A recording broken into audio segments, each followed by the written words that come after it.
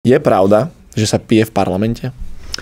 Ja si myslím, že nie viac a nie menej ako na všetkých ostatných pracoviskách na Slovensku.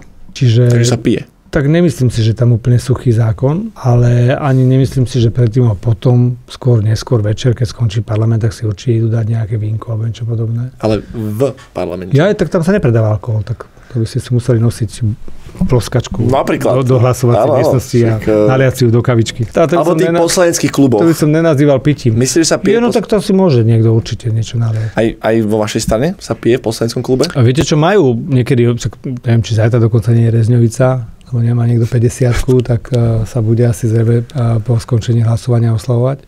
Myslím si, že to je taká absolútne klasická slovenská vzorka. Niekto áno, niekto nie, niekto veľa, niekto málo. A mohlo sa stať, že nejaký poslanec zo strany Smer teraz si vypil v poslaneckom klube, ak teda hovoríte, že to sa niekedy môže stať a potom išiel hlasovať? Nemyslím si, že by to bolo pravidlom.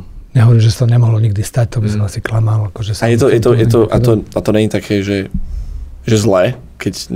Určite je to veľmi zlé, ale akože buďme k sebe úprimní.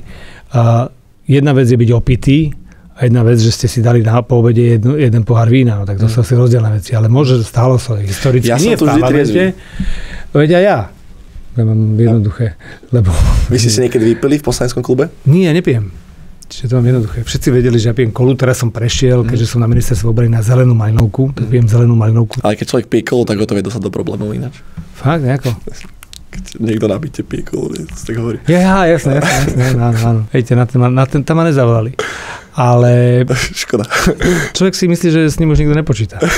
Keď sa mi stane 2 roky, že ma nikto neodpočúva, tak mám pocit, že som už akože nezaujímavý, že som na konci svojej kariéry. Ja som ho pravidelne odpočúvaný, však moje nahrávky sú všeobecne dobre známe. Že vy si teda nevypijete v poslaneckom klube, ale niekedy niekto zo Smeru si mohol teda vypiť a zahlasovať. Že to sa ja to nevylučujem, že sa také stalo, ale nemyslím si, že som v poslednej dobe alebo vôbec, čo si ja pamätám, videl niekoho opitého. Lebo že sa upartovačky v parlamente sťažujú teda. Že sa pije veľa? Že poslaneckých kluboch, že Smer a Hlas, že to je že problém.